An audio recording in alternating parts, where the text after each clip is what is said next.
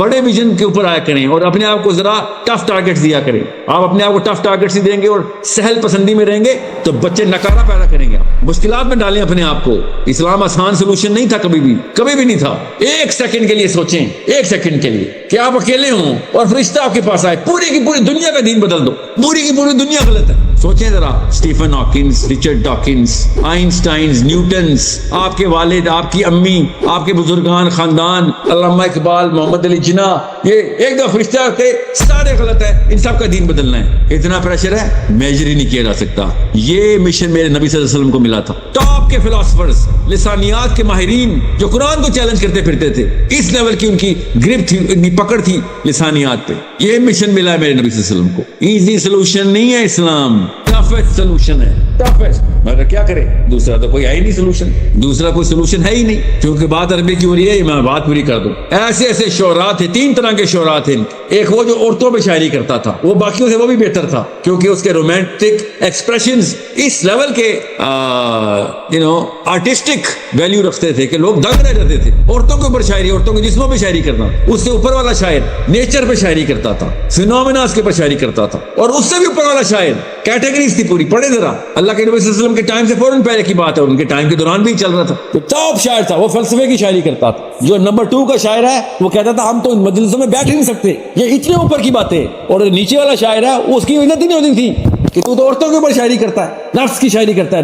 باقی کے لوگوں کو کیا سوچتے تھے وہ لوگ, باقی کے لوگوں کو وہ اجمی کہتے کہ تم تو بات ہی نہیں کرتے, تمہیں تو اللہ نے زبان دی ہی نہیں. تو جو ٹاپ کا شاعر تھا نا, جو فلسفے کی شاعری کرتا تھا, اس کی مجلس میں میرا نبی صلی اللہ علیہ وسلم گئی تھی. اس کا وہ تھا تخلص, وہ کا شاعری شروع کرتا تھا جیم سے, جیم, اور پھر مصرع سناتا تھا. ان کو پتا تھا اللہ کے نبی صلی اللہ علیہ وسلم کا کہ ہاشمی قبیلے کا لڑکا ہے, ہمارے سامنے پیدا ہوا, ہمارے سامنے پلا پڑا ہے, ابو طالب کا بھتیجا, عبداللہ کا بیٹا, اسکول کالج نہیں گیا ہوا. وی نو ہم, very honorable family. Our own, eyes have seen him grow and take birth and grow. Very honorable man, but not a poet. کہیں سے بھی شاعری کبھی بھی نہیں کی, نہ ابو عبد المطلب نے, نہ ابو طالب نے, نہ عبداللہ نے, نہ ہمارے نبی صلی اللہ علیہ وسلم نے. یہ ان سب کو پتا تھا اور وہ اپنی غزل سنا رہا تھا بیٹھ کے, سب سن رہے تھے. وہاں پہ ایسے ماحول میں, اس لیول کی گفتگو کے بیچ میں اللہ کے نبی صلی اللہ علیہ وسلم نے الف لام میم ارشاد فرمایا, ذالک الکتاب لا ریب فیہ. آپ کو میں بتا نہیں سکتا ہوں, آپ کو خود پڑھنا پڑے گا کہ انہوں نے ریکارڈ کیا کہ اس کے اوپر انہوں نے ریئیکشن کیا دیا لوگوں نے کہ یہ ہو کیا گیا ہے. آپ بتائیں دیسی نفسیات میں یہ واقعہ میں اردو میں لکھ کے بتاؤں, آپ بتائیں کس کو سمجھ آ سکتا ہے؟ اردو میں شاعری میرے سے بہتر کون جانتا ہے اردو کی شاعری کو؟ میرے نسلاً شاعر ہوں میں.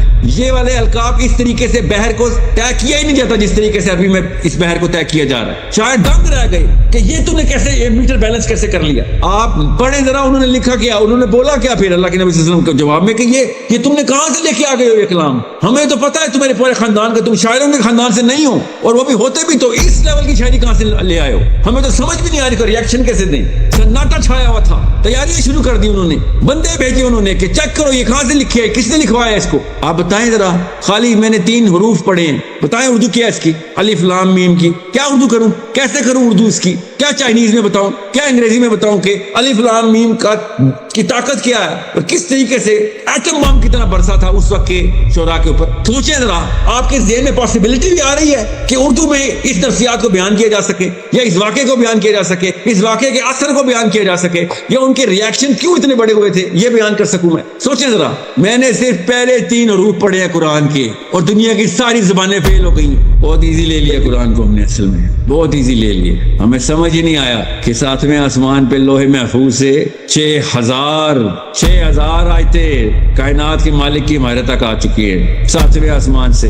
ہمیں سمجھ ہی نہیں آیا, ہمیں پتہ ہی نہیں ہے نا 7واں آسمان ہے کدھر, کتنا بڑا ہے, کہاں پہ ہے, ماحول کیا ہے, معاملہ کیا, ہمیں سمجھ ہی نہیں آیا. ہمیں سمجھ ہی نہیں آیا کہ اس ٹائمنگ کیا تھی اس قرآن کی, ادھر ہمیں بتا ہی نہیں گیا ٹائمنگ کیا تھی, کس موقع پہ اللہ نے ایک قرآن نازل کر دیا. ہمیں سمجھ ہی نہیں آیا کہ ہمارا نبی کس موقع پہ کس شخصیت کو اللہ عز و جل نے پوری دنیا کے سامنے ظاہر کر دیا, نافذ کر دیا. ہمیں سمجھ ہی نہیں, ہمیں بتا ہی نہیں گیا. اصل we've taken all of this for granted. بہت ایزی لے لیا ہم نے سر, اور ایزی لیں گے دیسی ہے نا، دیسی نفسیات میں ہر چیز کو ہم اپنے جیسا سمجھ لیتے ہیں، یہ دیسی نفسیات ہے۔ اس لیے میں اردو کے خلاف کہ ادھر نہ دین اس طریقے سے نہ دین پریزنٹ کرنا۔